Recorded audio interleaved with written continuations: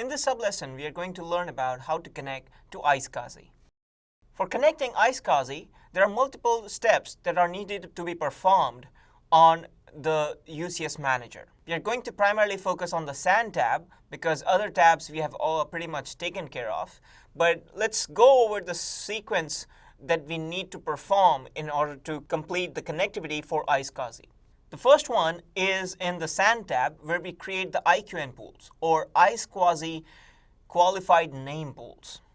The ISCSI qualified name pools or IQN pools are required to be created on both the fabrics based on how you're connecting your fabric interconnects to your external or your storage environment. Then under the LAN tab, you define your VLANs or your IP pools, QS policies, VNet templates, and your LAN connectivity policy to make sure how your IP addressing and your VLAN tagging is correct when you're connecting to the LAN environment. And then under the server tab, you define the boot policy and the VNet placement policy and the template which you use to set the boot parameters.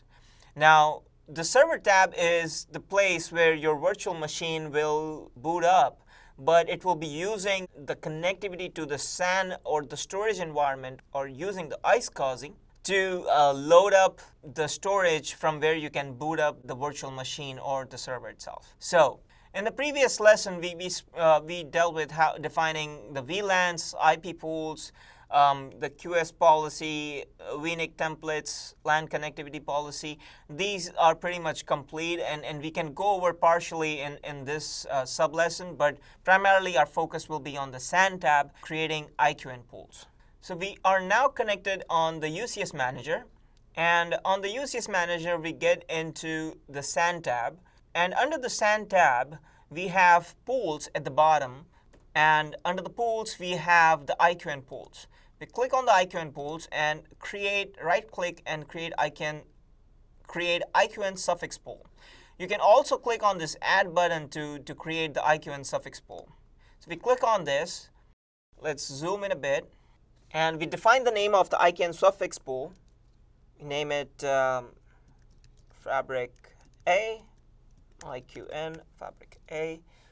And the prefix we are going to give is iqn.iscsi.com.cisco. We are giving a fully qualified domain name path, and in the suffix we can give it the name as iqn.dccore.com.cisco. And we'll keep it the default assignment in here and add the IQN blocks. And under the IQN blocks, we define the suffix. And under the suffix, we are going to name it, let's say, Fabric A. And we can set the size as 10. And we can click on Finish. And similarly, we can create the IQN pool for Fabric B. But in all, this is the method of creating the IQN pools. And if we move on to the LAN tab, we already have options for creating the VLANs under the LAN cloud.